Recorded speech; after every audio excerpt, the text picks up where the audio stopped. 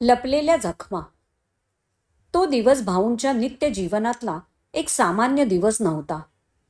ते पहाटे 4 वाजता उठून आन्हिके उरकून बरोबर 5:15 वाजता गोरेगाव स्टेशनात शिरले आणि लगेचच चर्चगेटची लोकल पकडून शेटजींच्या घरी कफ परेडला 7 वाजायच्या आत पोहोचले. तो दिवसच खास होता. गेल्या गेल्या भाऊंनी हातपाय धुवून धोतर कुर्ता चढवला आणि सर्व सूत्र हातात घेतली. पूजेची सर्व तयारी झालीच होती. तरी गुरुजींना काही सूचना करून मुतपाक खाण्यात मोर्चा वळवला. प्रसादाचा शिरा होत आलाच होता आणि 2 निष्णात आचारी नैवेद्याच्या ताटातले इतर जिन्नस बनवण्याच्या तयारीत होते. चला चला, लवकर हात चालवा, ताट बरोबर 8:30ला तयार हवं, असं म्हणत म्हणत ते परत पूजास्थानी पोहोचले. शेटजींचे 50 आप्त येणार होते. त्यांच्या आसन व्यवस्थेवर, पूजेभोवतीच्या आणि संपूर्ण खोलीतील पुष्परचनेवर शेवटची नजर फिरवीत त्यांनी एक समाधानाचा सुस्कारा सोडला. आता कधीही येऊ देत पाहुण्यांना, असं मनातल्या मनात म्हणत ते एका खुर्चीवर स्थानापन्न होणार इतक्यात बाईसाहेबांचा प्रवेश झाला. उंची रेशीम वस्त्र आणि त्यांना शोभेचे अलंकार ल्यालेली ती स्त्री मूर्ती बघून भाऊ जागच्या जागी थबकले.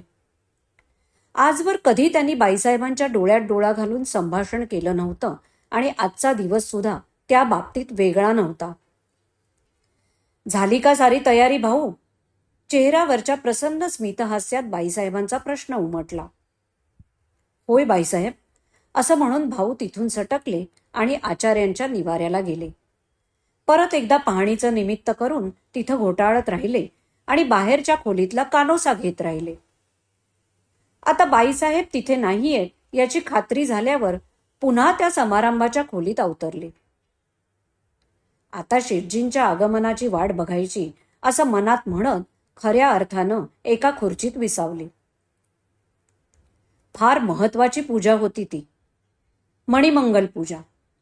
खरं तर भाऊंनी त्याबद्दल प्रथम शेटजींकडूनच ऐकलं होतं. शेटजींच्या समाजात त्या पूजेचा अधिकार कोणत्याही यजमानाला सहजासहजी प्राप्त होत नसे. ज्या व्यक्तीनं समाजात एक स्थान मिळवलं असेल, तिच्या संपत्तीनं, दानशूरपणानं, रोजगार निर्मितीनं, धार्मिक कार्यानं इत्यादींवर ज्ञातींमधले वरिष्ठ विचार विनिमय करत आणि मग लायक व्यक्तींना तो अधिकार बहाल होई आणि ती पूजा घालणाऱ्या यजमानाला समाजात एक प्रतिष्ठेचं स्थान मिळे.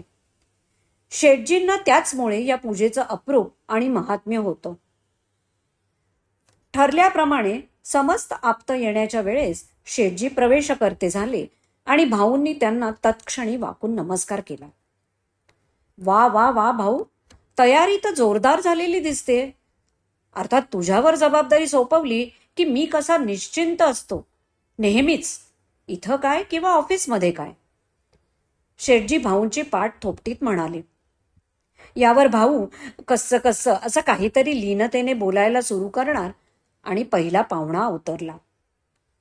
मग अक्षरशः 15-20 मिनिटात सर्व खुर्च्या भरल्याही.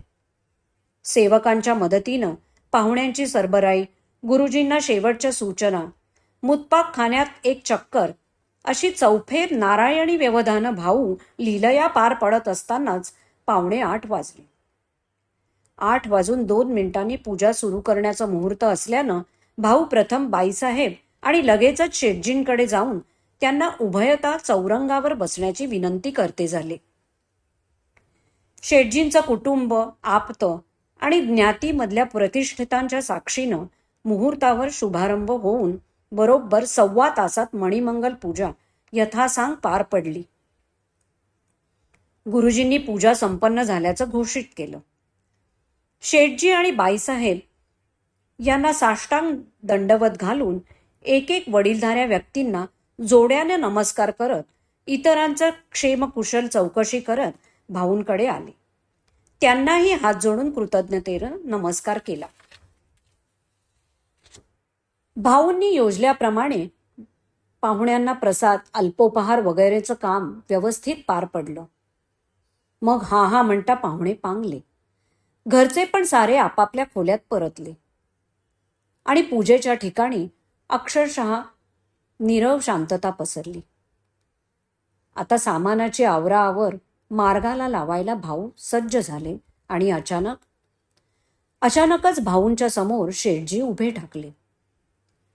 हातातला ताटलीभर प्रसादाचा शिरा भाऊंच्या हातात देऊन त्यांना तो ग्रहण करण्याची विनंती करीत त्यांच्या शेजारी बसले.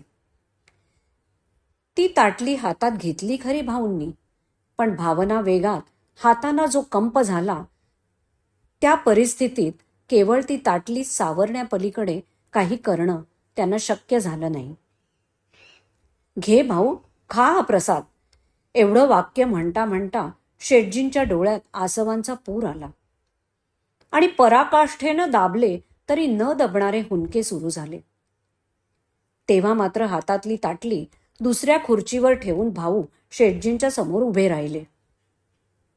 आजवरच्या 40 वर्षांच्या सहवासात कधी शेठजींना स्वतःहून स्पर्श न करणारे भाऊ त्या क्षणी मात्र शेठजींचे दोन्ही खांदे थोपटीत त्यांना दिलासा देऊ लागले.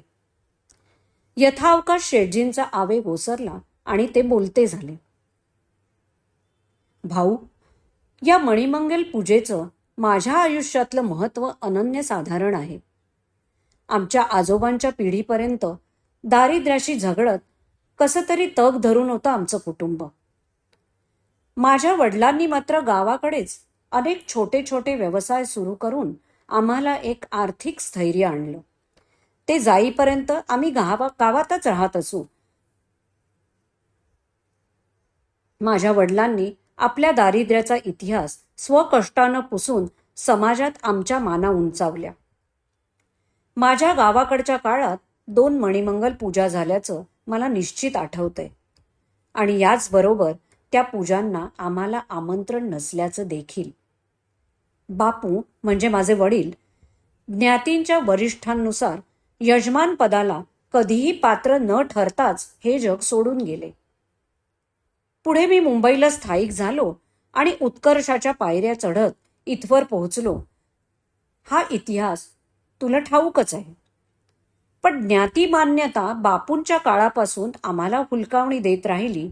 ही बोच उरात घेऊन मी आजवर जगलो आणि आजच्या पूजेनंतर ती जखम पुन्हा उफाळून आली. आता तरी ती भरून निघेल या समाधानात माझ्या अश्रूंचा बांध फुटला. जिला जन्मभर लपवली ती अशी बाहेर आली बघ.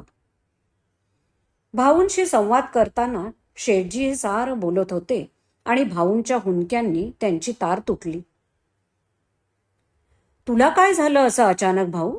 शेठजी, तुम्ही माझ्या हातात शिऱ्याच्या प्रसादाची ताटली ठेवली. मलाही माझ्या गावाकडच्या दिवसातल्या अनेक सत्यनारायणाच्या पूजा आठवल्या.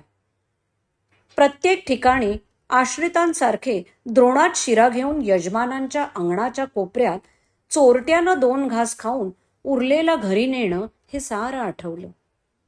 आणि आज साक्षात यजमानाच्या हातानं मानानं हातात शिऱ्याची ताटली मिळाल्यावरचे सुखाश्रू मी सुद्धा थोपवू शकलो नाही शेठजी.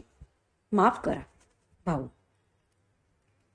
त्यानंतर एकाच दुःखाच्या नाळेनं बांधली गेलेली ती मालक नोकराची जोडगोळी सहवेदनाग्रस्त सहोदरांच्या जवळकीनं एकमेकांच्या मिठीत शिरून मनसोक्त रडू लागली.